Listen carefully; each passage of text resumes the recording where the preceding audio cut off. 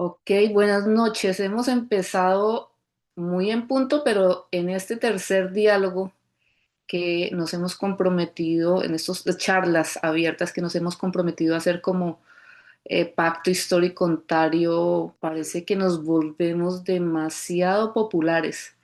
Tan populares que hoy tuvimos a una docena por lo menos de saboteadores diciendo estupideces.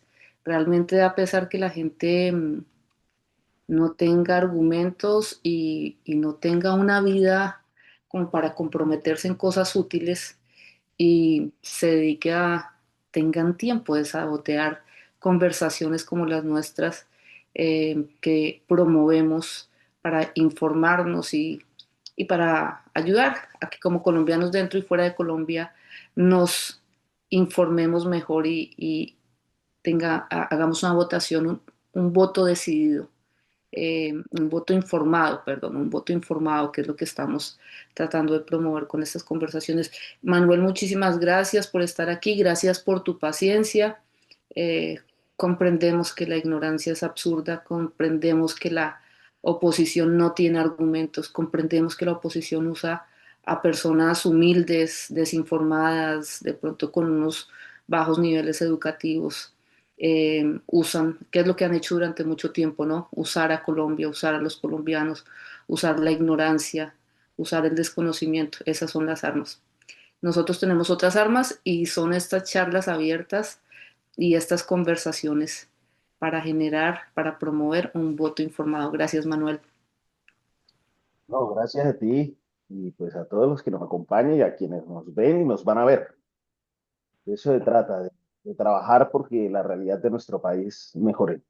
Claro que sí. Bueno, quiero empezar presentando brevemente quién es Manuel Jaimes. Es un colombiano politólogo de la Universidad Complutense de Madrid, experto universitario en crimen organizado, transnacional, seguridad y defensa, máster en estudios avanzados en comunicación política, profesor universitario en diferentes universidades en países como Brasil, Colombia, México y Chile, asesor político, columnista de opinión, analista y escritor.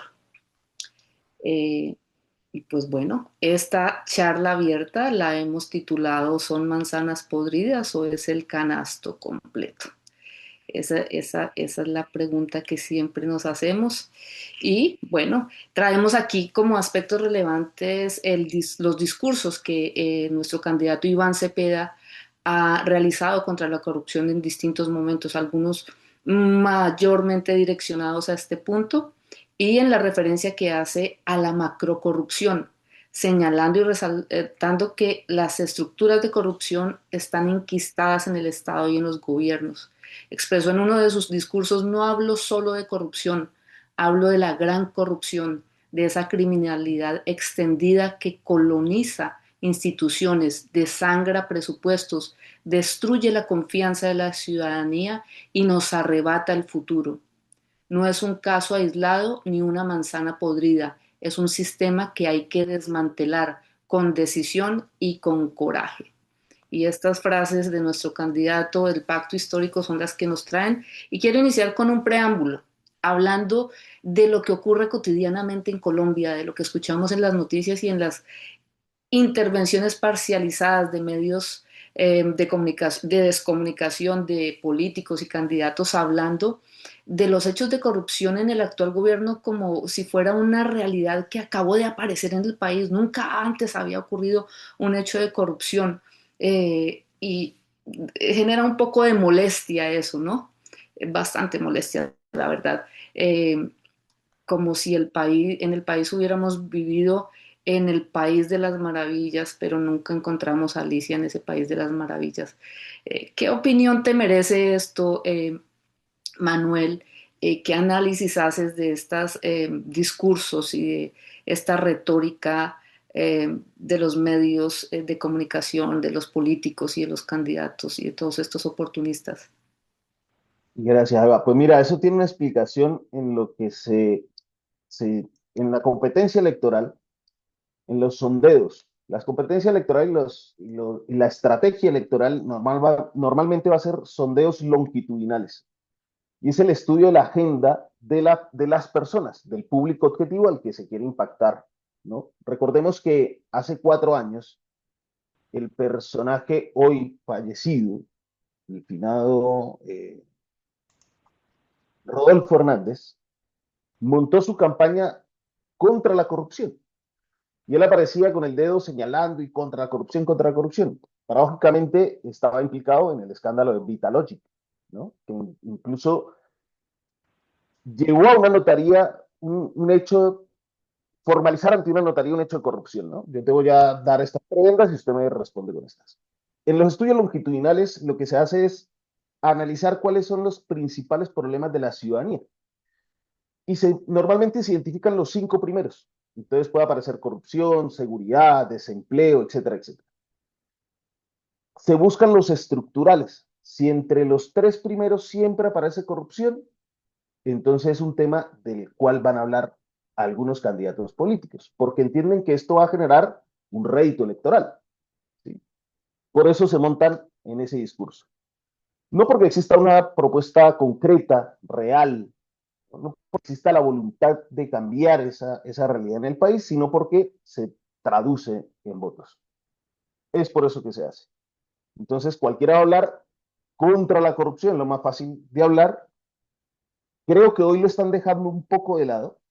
Si vemos hacia dónde está llevando, por ejemplo, la campaña, la extrema derecha va a la confrontación absoluta. Pero claro, los casos de corrupción, lo que va a ocurrir es que se van a amplificar de tal manera que les convenga en el sentido de que destruya una funcionalidad y se genera mayor desconfianza ciudadana. En ese sentido, el ciudadano va a llegar a decir, pues todos son iguales, no importa por quién vote. Es la Ujú. desconfianza y la impotencia que va a sentir el ciudadano. Cuando el ciudadano se siente impotente, cuando se rompe la colectividad, aparecen los salvadores de la patria. Es el caldo de cultivo específico para generar totalitarismos. Yo me siento indefenso, no puedo confiar en nadie, no confío ni en mi vecino, en nadie, porque todos pueden hacerme trampa, todos están detrás de lo suyo, no hay solidaridad, se rompe entonces el edificio social o el tejido social, se rompe el concepto de ciudadanía y es un sálvese quien pueda. Cuando aparece ese sálvese quien pueda, yo me siento desprotegido, claro, si aparece un discurso que es amplificado por los grandes medios de comunicación de un salvador de la patria, Ujú. algunos se lo van a... Por eso es que algunos se montan en ese show. Por supuesto que no, que el problema no son las manzanas, el problema es el cesto y es la arquitectura institucional. ¿Cuál? Y aparecen con la retórica de siempre, ¿no? Sin argumentos y sin propuestas, que es lo que han hecho históricamente. Pero iniciemos hablando de lo que nos interesa y son las propuestas de Iván Cepeda. Eh, porque digamos, y ya tú lo empezaste mencionando, y van a determinar unos ejes programáticos que son mayor control sobre contratación pública, transparencia en el manejo de recursos del Estado, participación ciudadana en la vigilancia institucional, sanciones más estrictas contra actos corruptos, que son propuestas novedosas y agresivas. Pone unos aspectos puntuales y es necesario que así sea, porque la corrupción, como lo ha dicho, es macro corrupción, es agresiva, es nociva, es letal para el país y para la ciudadanía. Incluso dijo también en uno de sus discursos que la anticorrupción es una causa nacional que encamina una verdadera política de Estado con una nueva arquitectura institucional, que ya lo mencionaste.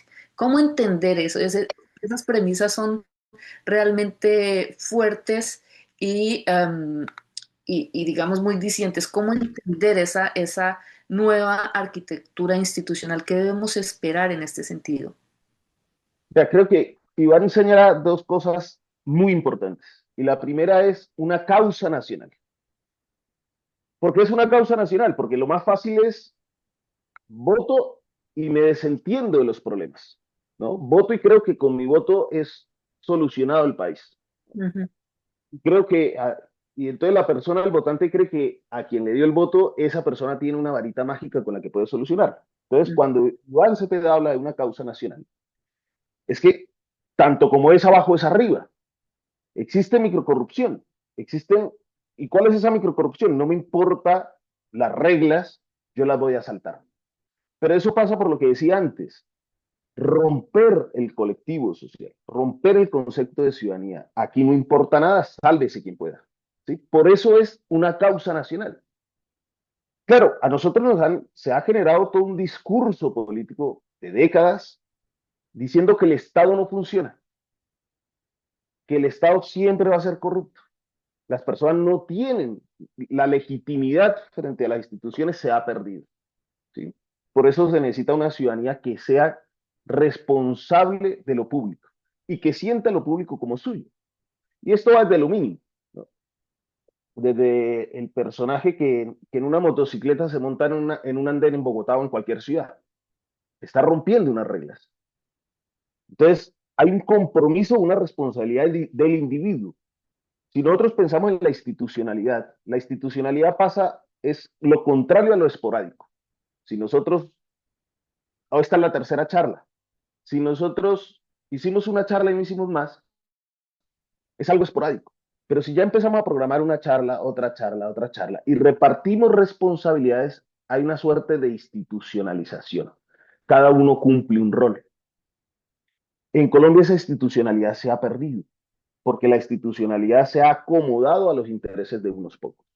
Por eso es, cuando Iván habla de causa nacional, es todos tenemos que vigilar esa institucionalidad, tenemos que ser responsables de ese pedazo de tierra que llamamos Colombia, y eso es ser ciudadanos, y eso nos debe llevar a cuestionar la institucionalidad existente y a plantear una nueva institucionalidad. ¿Sí? Cuando decimos que no las manzanas, sino el canasto, es porque esa arquitectura del Estado permite que se creen mafias y que acomoden, ¿no? Podemos entrar a casos específicos, hay unos casos muy sutiles que son las puertas giratorias, por ejemplo. Ujú. Uno de los elementos a combatir es el dinero en la política. Y el dinero en la política pasa por la financiación de los partidos. Y ahí tendríamos que hablar, ¿son partidos políticos o son partidos políticos tipo cárteles? ¿Sí? Ujú. O partidos políticos tipo empresa electoral.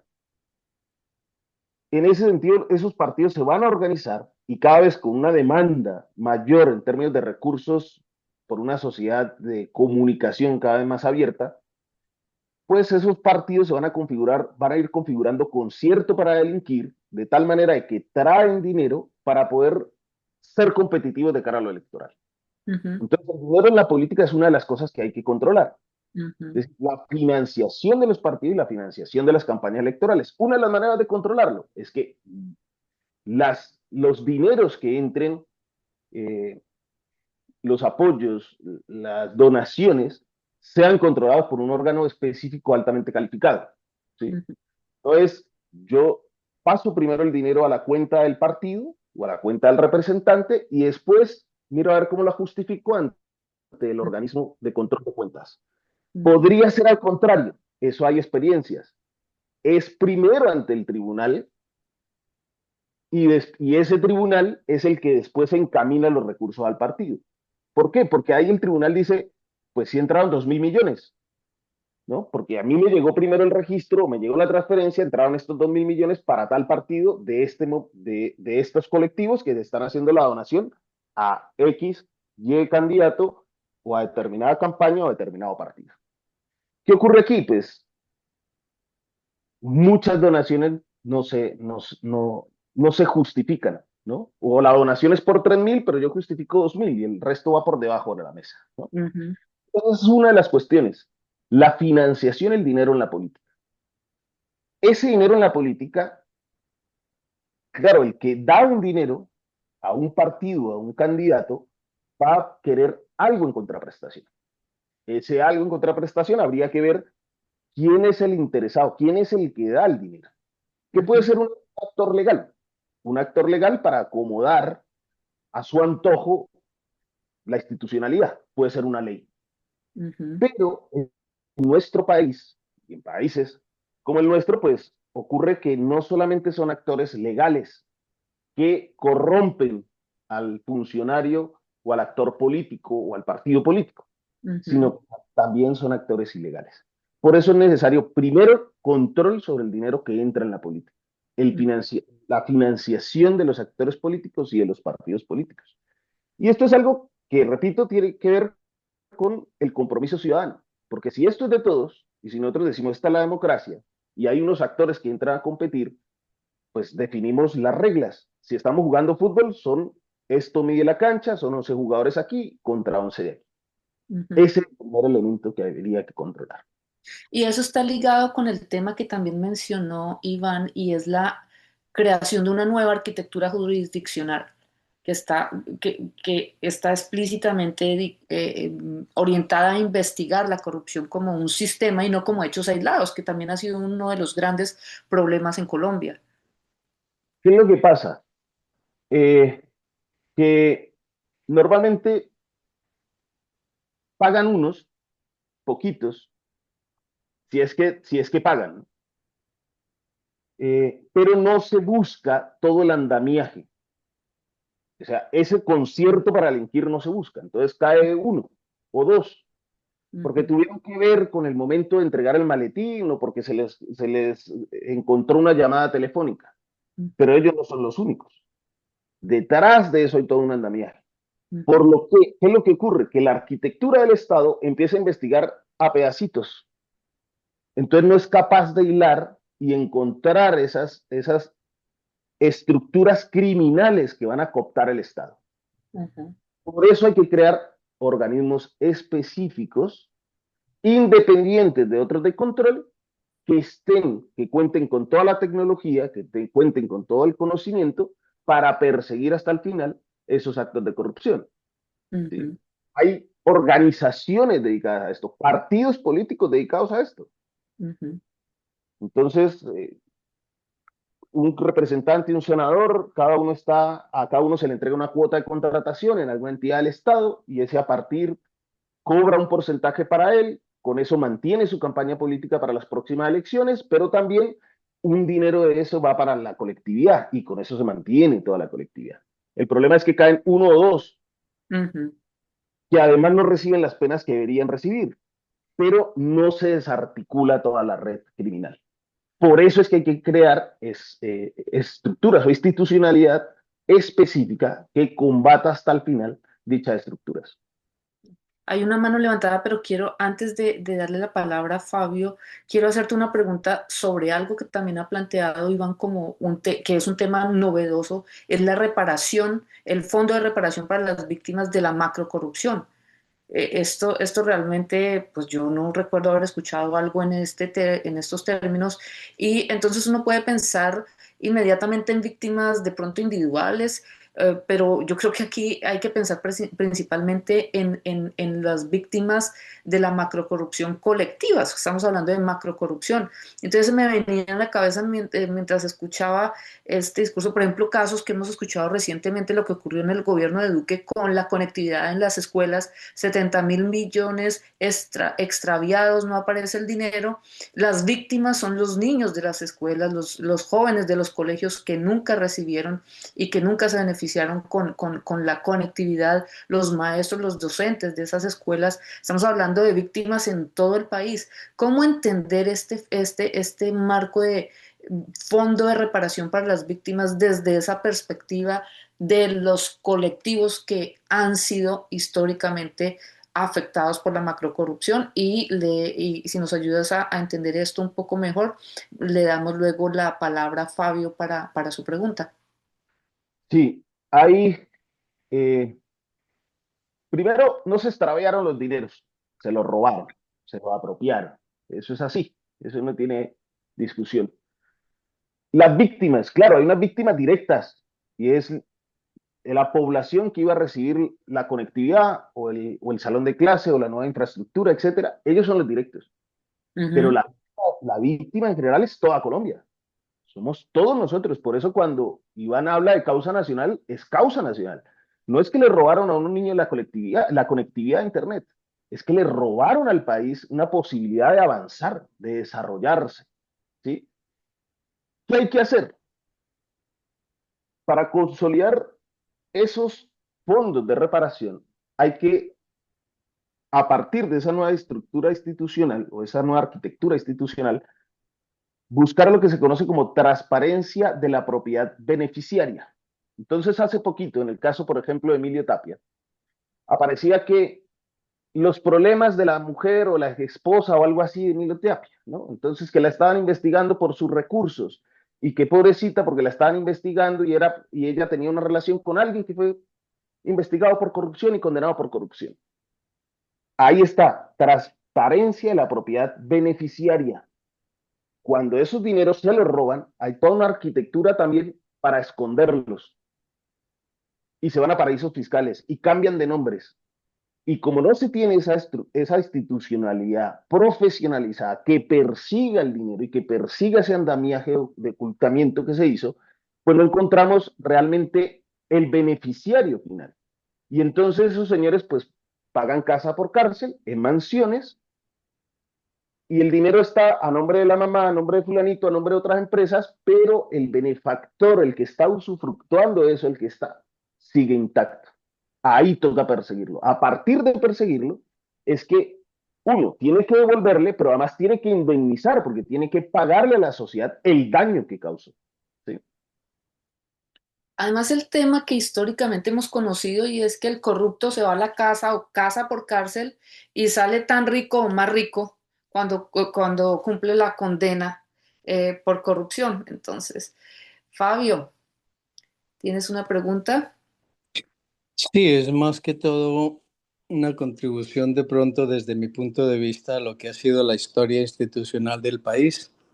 Yo fui funcionario del Departamento Nacional de Planeación y recuerdo perfectamente cómo se conformó esa estructura aristocrática y burocrática a nivel de cada una de las divisiones y departamentos del Departamento Nacional de Planeación, en donde estaba más que todo eh, registrado con algo que se mencionaba por cada uno de los jefes de división y de unidad que decían, a mí tráiganme gente de la Universidad de los Andes, no me traigan gente de la Nacional.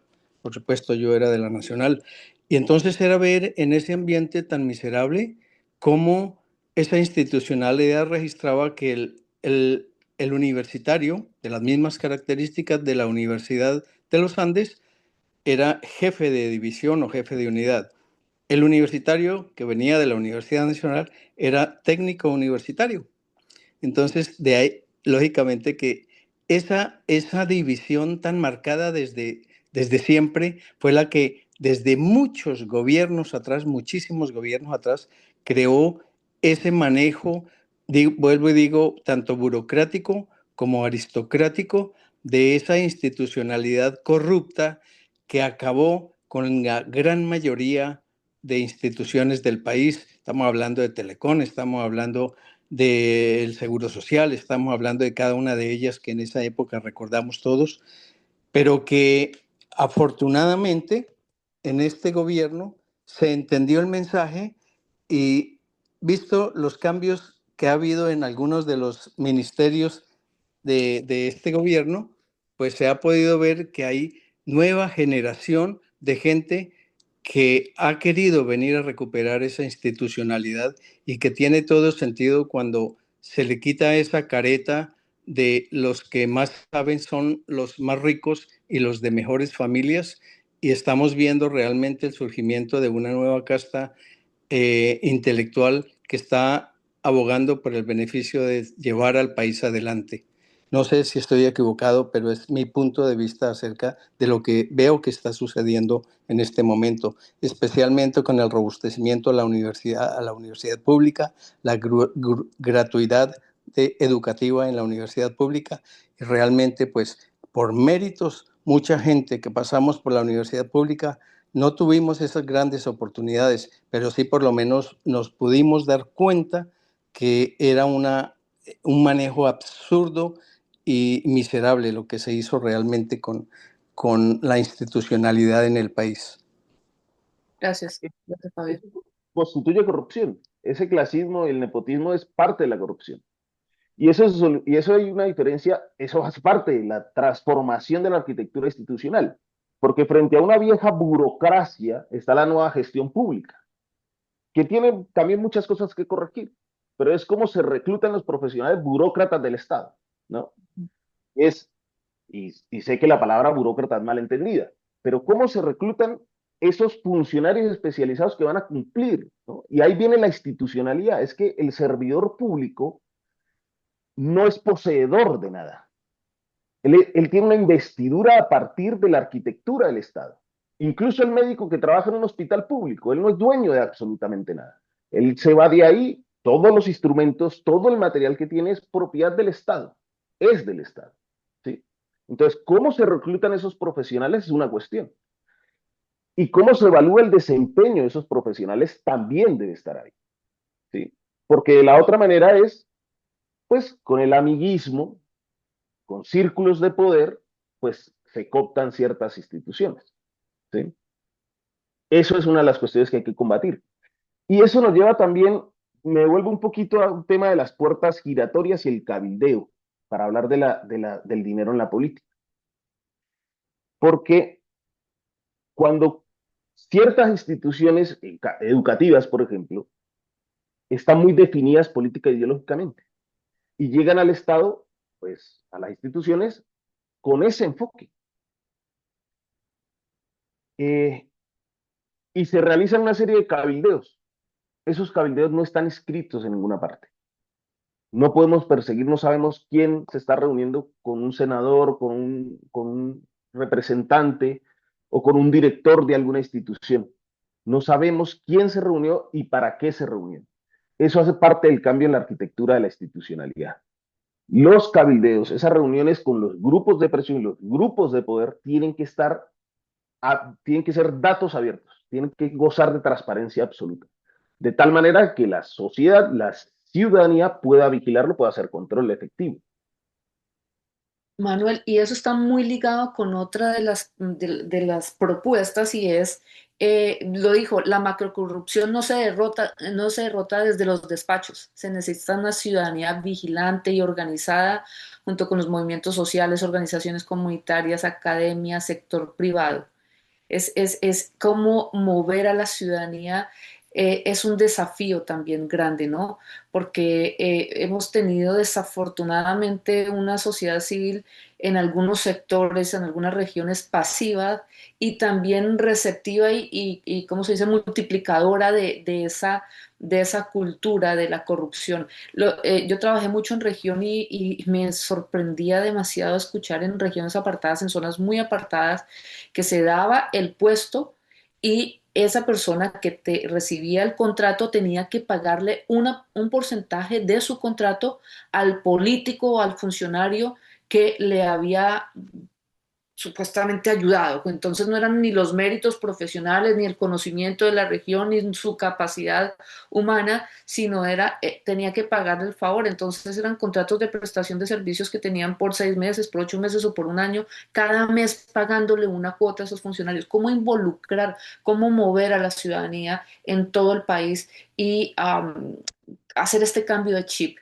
No solo para que seamos conscientes y no lo hagamos, sino para que ayudemos a vigilar, a denunciar y seamos parte de la veeduría activa. Eso se conoce en algunos países como el pitufeo. Entonces resulta que el político tiene, vamos a poner una cifra, 20 millones de salario, pero muchas veces se pone más de eso en el pitufeo, porque entonces al político le entregan 100 CPS, órdenes de prestación de servicio y contrato de prestación de servicio, 100 o 200, a 5 millones de pesos, y a la persona le piden en efecto un peaje de a 1 milloncito, de a 1,5 millones, y ese dinero nadie lo controla, él crea así su red clientelar. Eso es lo que se llama el pitufeo. ¿Cómo hay que combatirlo? Pues a partir de función pública y de estandarizar las formas de ingreso a la función pública. Y en efecto de saber cuáles son las necesidades que tiene la institucionalidad para atender las demandas de la población. Pero va a otro tema. Si miramos los países que mejor gozan en términos de transparencia y anticorrupción, son aquellos que tienen una sociedad de bienestar. porque esto evita que la persona esté mendigando por un contrato. ¿Qué es lo que ocurre? Es mendigar por un contrato de prestación de servicios. Y que le preguntan, bueno, sí, yo te doy el contrato, pero usted, pues, véngase ya y vota por mí. Tiene que venir a hacer campaña, además tiene que darme un porcentaje. Por eso necesita esa institucionalidad específica, vigilante, pero además una sociedad que goce de ciertos beneficios, de cierto estado de bienestar, de cierta capacidad de vivir, de ciertas condiciones de vida digna, y además de la protección del Estado y de la institucionalidad frente a las denuncias. El COVID, la pandemia del COVID puso en evidencia no solo en nuestro país, sino en muchos países, la indefensión, el desamparo en la que se encontraban las personas que denunciaban. Y uno va a territorios y la gente le dice sí, y le pueden dar listados de temas de corrupción, pero no hablan. Y no hablan porque sienten, uno, que nada va a pasar con eso, y que dos, en lugar de ayudar a cambiar la realidad del país, ellos mismos se van a hacer daño. Eso hay que cambiarlo.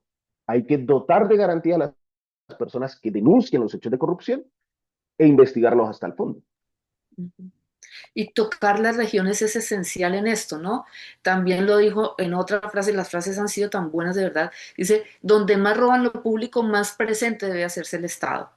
Esta presencia en las regiones, en los lugares más apartados, en los barrios también, cómo movemos a la ciudadanía y cómo hacemos ese cambio de chip, es dentro y fuera del país.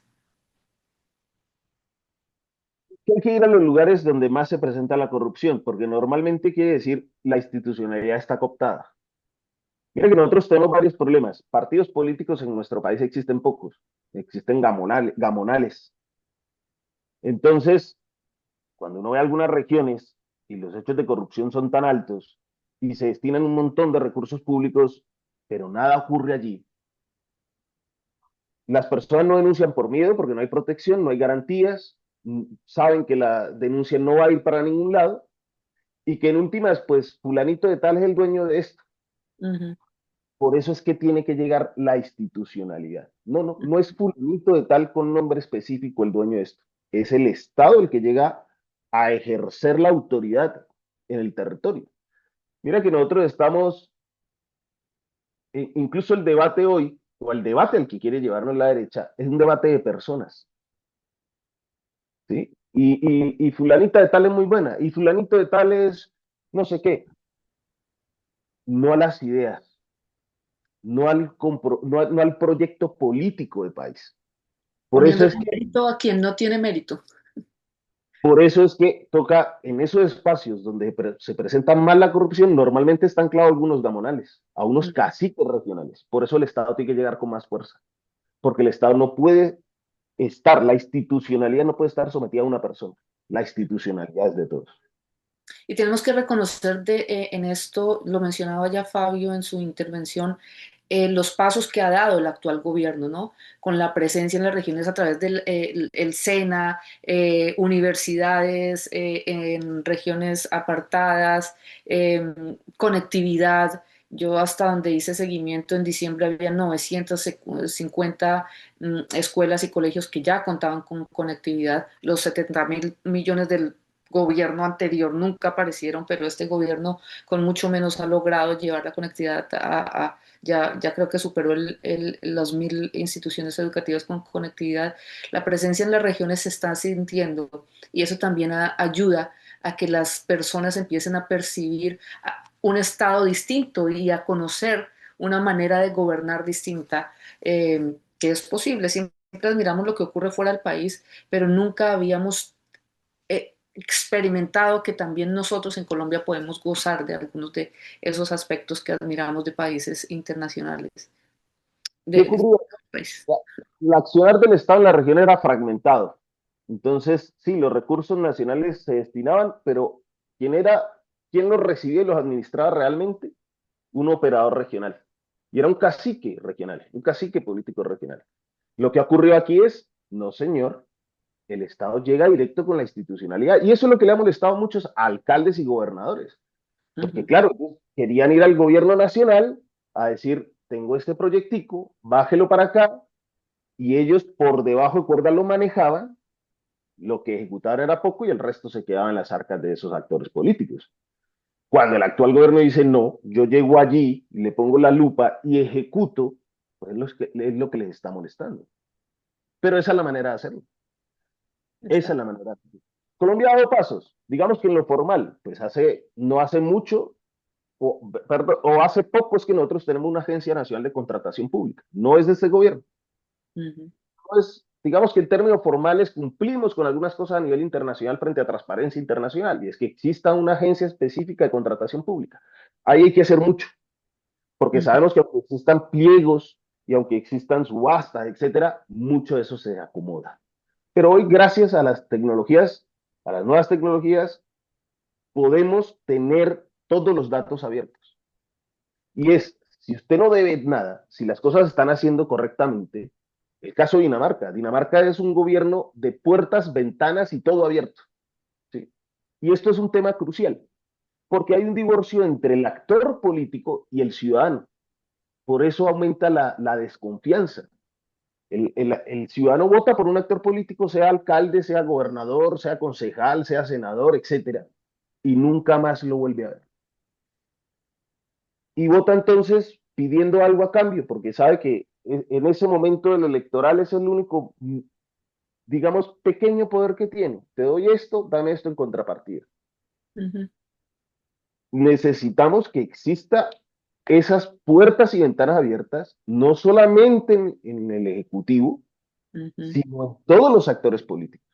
Y el Ujú. legislativo es muy importante, porque si existe ese divorcio entre el actor político y la ciudadanía vuelve a entrar en desconfianza, entra en desconfianza. Ujú. Sí.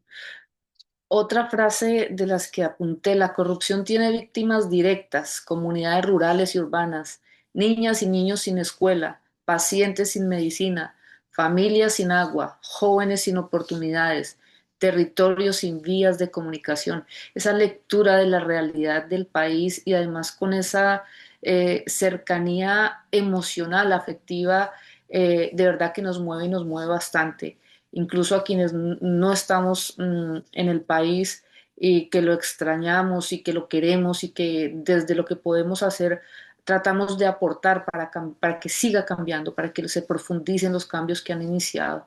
Yo quisiera, Manuel, que acá estamos colombianos fuera de Colombia y nos escuchan colombianos fuera de Colombia, un mensaje, un consejo, unas alertas de la manera como podemos contribuir desde nuestra condición de migrantes, pero ligados, muy ligados al país. La vigilancia permanente y esa vigilancia de quienes estamos o pueden estar en el extranjero, repito, tiene que ver con la destinación final de los bienes, es decir, la propiedad beneficiaria.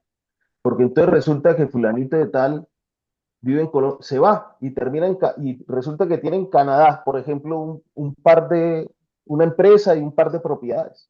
Y hasta allá no llega el Estado no llega a perseguirlo. Y esas propiedades que compró en el extranjero y las tiene protegidas de pronto a través de una empresa que está a nombre de un primo, etcétera, etcétera. Él es el beneficiario y el Estado nunca va a llegar hasta allá. Ujú. Y eso existe y los capitales están ahí y no Ujú. los dejan en el país, los esconden.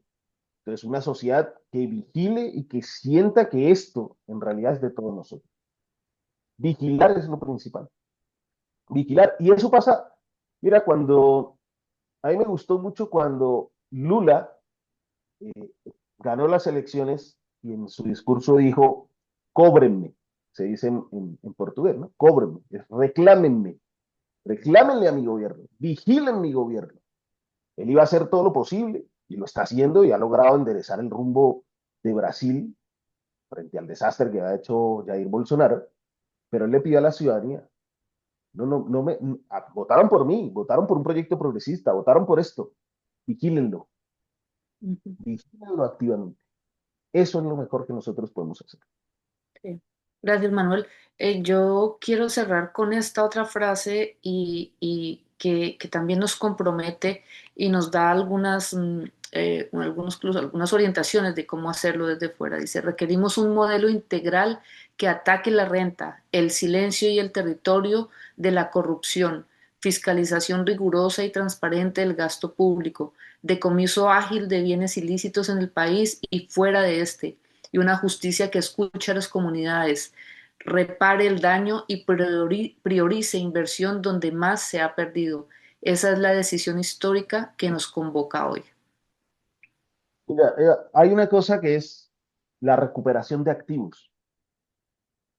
Ahí lo señala el próximo presidente.